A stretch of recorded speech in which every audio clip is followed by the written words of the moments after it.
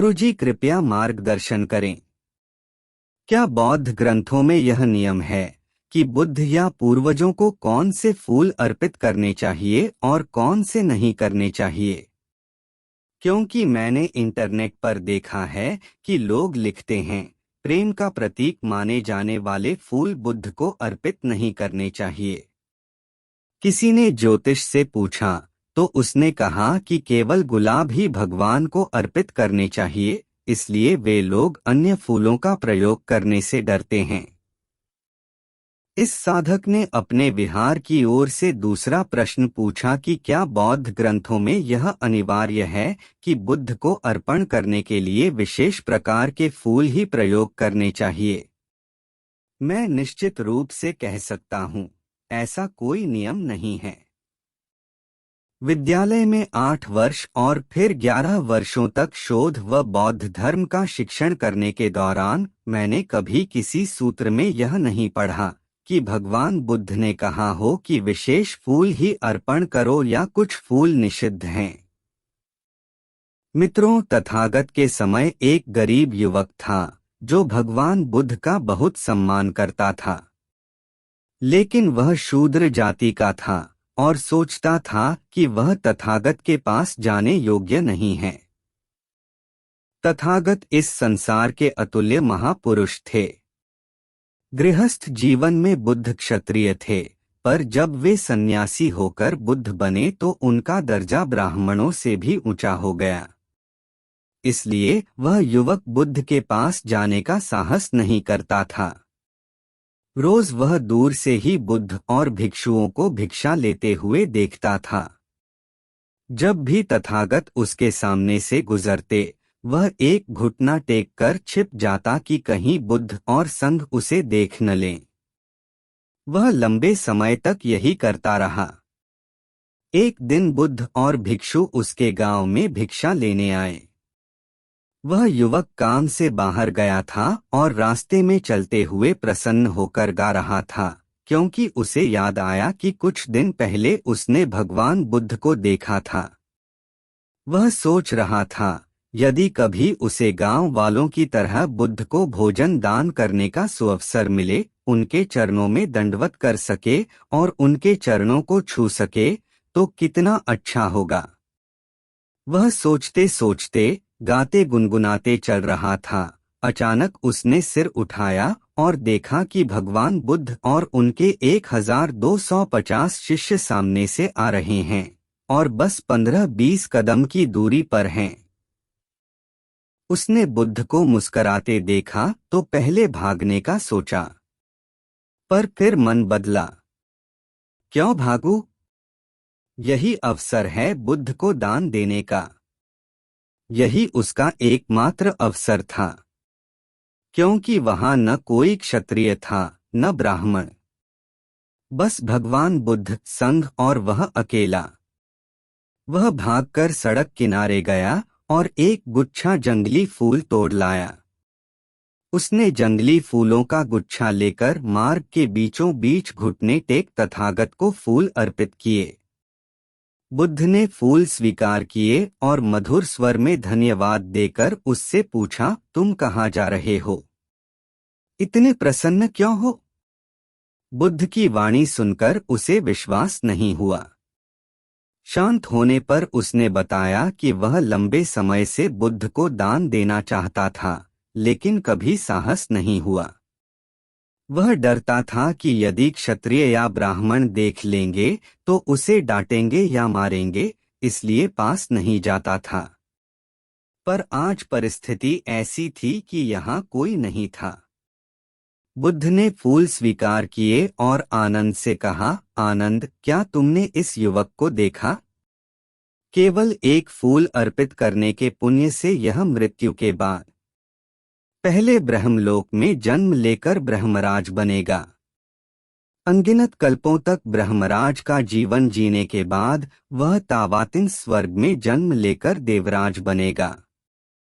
फिर मानव लोक में आकर सम्राट बनेगा। गंगा की रेत जितने कल्पों के बाद वह भविष्य के बुद्ध से मिलेगा, बोधिचित्त उत्पन्न करेगा, संन्यास लेगा, साधना करेगा और अंततः अरहंत फल प्राप्त कर जन्म मरण के दुख से मुक्त होगा। मात्र सड़क किनारे के एक जंगली फूल से ही इतना पुण्य संभव है।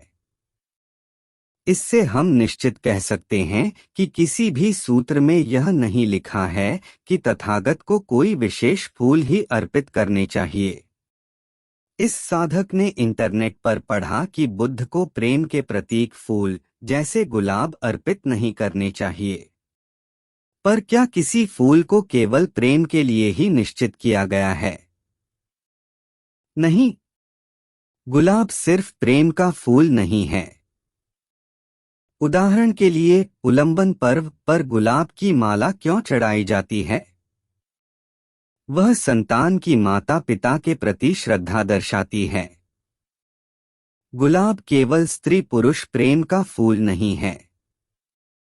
उलंबन पर्व पर लोग अपनी छाती पर गुलाब सजाते हैं। वियतनामी बौद्ध धर्म में यदि किसी की छाती पर सफेद गुलाब हो तो उसका अर्थ है कि वह अपने माता पिता दोनों को खो चुका है, या उसके माता पिता में से केवल एक ही जीवित हैं।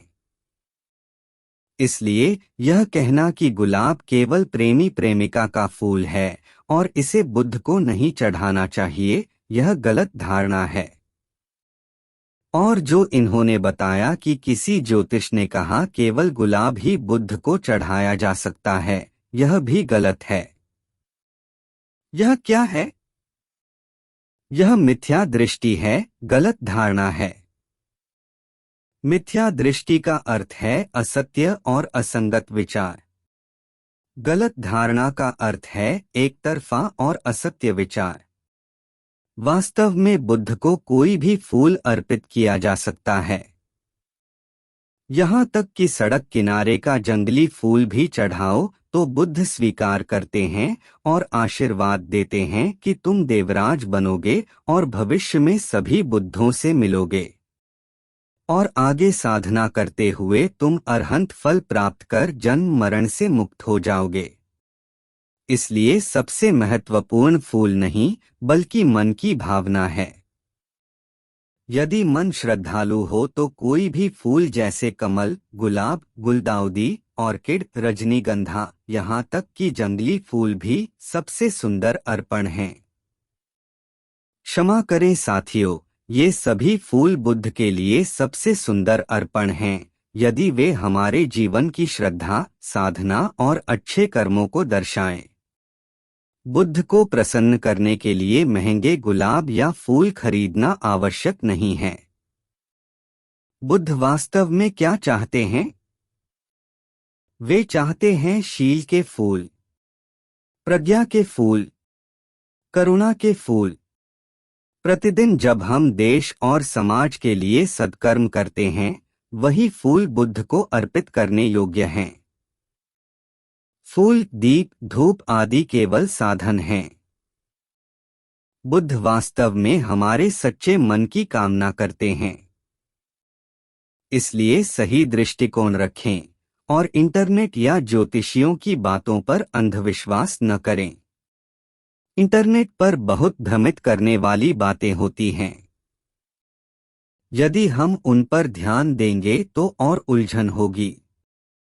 इसलिए बेहतर है कि हम सूत्र पढ़ें, बुद्ध का नाम जपें, प्राणियों की सेवा करें, दान दें, पुण्य करें और सत्कर्म करें। विशेषकर वरिष्ठ साधक इंटरनेट पर समय गंवाने से बेहतर है कि वे नमो अमिताभाय जपें। समय हो तो सूत्र पढ़े, नहीं हो तो बस अमिताभ बुद्ध का नाम जपें। यही सर्वोत्तम साधना है। भविष्य में जब हमारे जीवन का अंत होगा, तब अमिताभ बुद्ध, अवलोकितेश्वर, मंजुश्री, समंतभद्र, क्षितिगर्भ आदि सभी बुद्ध व बोधिसत्व हमें लेने आएंगे। पल भर में ही हम पश्चिम के सुखावती लोक में जन्म लेंगे, कमल के भीतर प्रकट होंगे, कमल खिलते ही बुद्ध को देखेंगे और उनके धर्मोपदेश सुनेंगे।